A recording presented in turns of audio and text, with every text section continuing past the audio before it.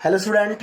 आइए आप सभी को आज हम बेसिक मैथ से लेकर के कुछ ऐसे टिप्स बताने जा रहे हैं जो आप बचपन से पढ़ते आ रहे हैं और बचपन में पढ़ाया भी जाता है, लेकिन उस बचपन की पढ़ाई में क्या परिवर्तन देखने को मिलता है कि जो कि हमें 10th क्लास में भी देखने को मिलता है और कुछ कंपटीशन में भी हमें ये सब देखने को मिलता है। तो इन सब कंपटीशनों से लेकर के और 10th क्लास 8th क्लास में क्या क्या ये सब सवाल किस प्रकार से परिवर्तन होकर के आते हैं, ये सब के बारे में हम बताने जा रहे हैं, तो ध्यान दीजिएगा।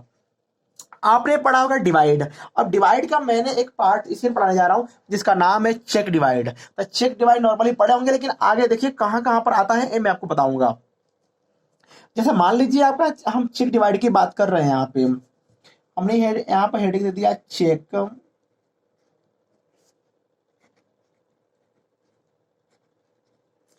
Check divide.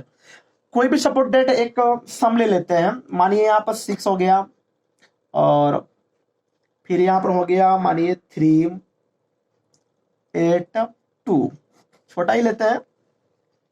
इसको सबसे पहले डिवाइड देंगे। डिवाइड देना सबको आता है नॉर्मली, ठीक है ना। मैं बता रहा हूँ, ध्यान दीजिए। पहले 1 डिजिट लेते हैं और 1 डिजिट लेंगे तो 6 के टेबल से 3 जाएगा ही नहीं, तो क्या लेंगे 2 डिजिट लेंगे, 38 हो जाएगा। 38 देखिए 6 के टेबल में 38 आता है, नहीं आता है, ठीक है ना। तो आपको मालूम है, ठीक है ना, 38 से ज्यादा बार टेबल नहीं पढ़ना है। 6 के टेबल में 38 से ज्यादा नहीं लेना, कम ले सकते हैं। तो 6 टाइम में 36 हो जाएगा। यहाँ पर 8 में से 6 को माइनस करेंगे तो हो जाएगा 2 और 3 में से 3 जाएगा तो एक कट्टम, या यहाँ पे 0 लिख सकते हो। अब देखिए 6 के टेबल में 2 नथिंग, तो यानी कहने का मतलब क्या लेंगे, हम ले लेंगे यहाँ पर 2 को यहाँ पर उतारेंगे, थोड़ा सा बड़ा कर देंगे इनको। अब हो जाएगा 22। अब 22 6 के टेबल में तो आता नहीं है, लेकिन उससे कम हम ट्राई करेंगे क्या आता है, उससे कम आता है 18, क्योंकि ज्यादा नहीं लिया जाता है। आप क्या करेंगे, माइनस करेंगे और 12 में से 8 को माइनस करेंगे तो हो जाएगा यहाँ पर आपका 4। और ध्यान दीजिएगा यहाँ पर 2 में से 1 नहीं, क्योंकि ये 2 था तो इन्होंने इनको कैरी दे दिया था, तो यहाँ 12 हो गया था और 12 में से 8 गया था 4, तो यहाँ बच गया 1 और 1 में से 1 गया तो कट्टम या 0 लिख सकते हो आप। इस प्रकार से आपका डिवाइड कंप्लीट हुआ। और कंप्लीट के साथ में आपको बता दें अब चेक डिवाइड का फंडामेंटल। तो उससे पहले एक चीज और जान सकते हैं हम लोग, क्या चीज सबसे जो महत्वपूर्ण है कि आखिर में डिवाइड के जो पार्टीशन होते हैं, इस वाले पार्ट को, इस वाले पार्ट को और ए पार्ट और फिर लास्ट एंड वाले पार्ट को किस नाम से जाना जाता है। ए बी सपोर्ट डेट हमें जानना चाहिए कि किस नाम से जानते हैं। तो आइए हम बताते हैं, सबसे पहले एरो के माध्यम से बताते हैं। सबसे पहले इसको हम किस नाम से जानते हैं। ओके स्टूडेंट्स, तो इस पार्टीशन को हम बोलते हैं डिवाइजर। क्या बोलते हैं हम लोग, डिवाइजर। क्या बोलते हैं स्टूडेंट, डिवाइजर। जिससे भाग देते हैं, उसको डिवाइजर। और जिसमें स्टूडेंट हम लोग भाग देते हैं उसको हम बोलते हैं डिवाइडेंड। क्या बोलते हैं हम लोग, डिवाइडेंड। भाई ये अलग है, ये ध्यान रखना। मैं एरो लिख करके आप दिखा रहा हूं। और जो भाग देने के बाद से जो आपका आंसर आता है इसी को हम बोलते हैं क्वांटेंट।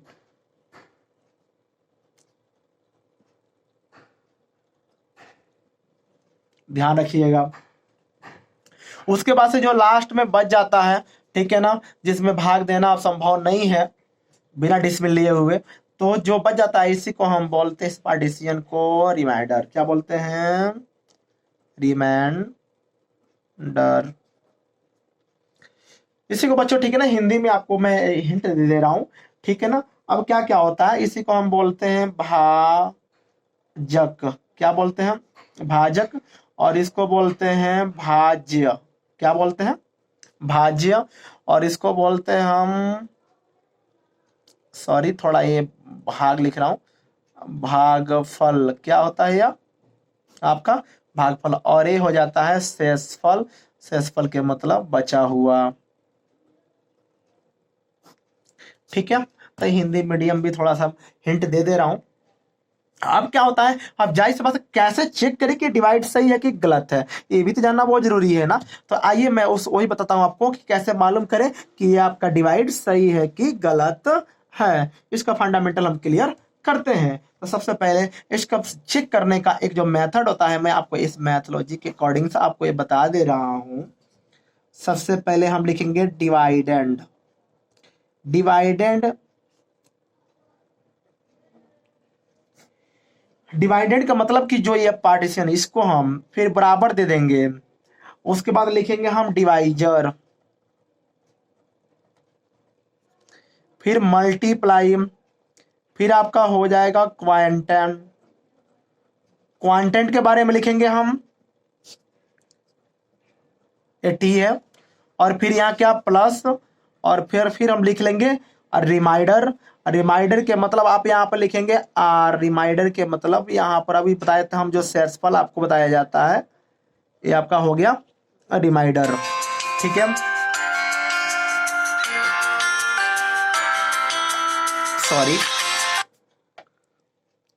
सॉरी किसी कॉल आ गया। ठीक है, मैंने ध्यान नहीं दिया था उस पर, सभी ध्यान देंगे।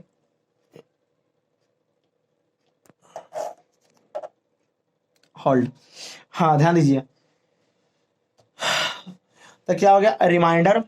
उसके बाद से क्या हम, अब सबसे पहले क्या इसका विधि क्या होता है, जो डिवाइडेड होता है ना, हमें इनका गुणा करें और इनको जोड़ दें। जोड़ने के बाद अगर इतना बीच वाला आ गया तो समझिए हमारा डिवाइड सही है।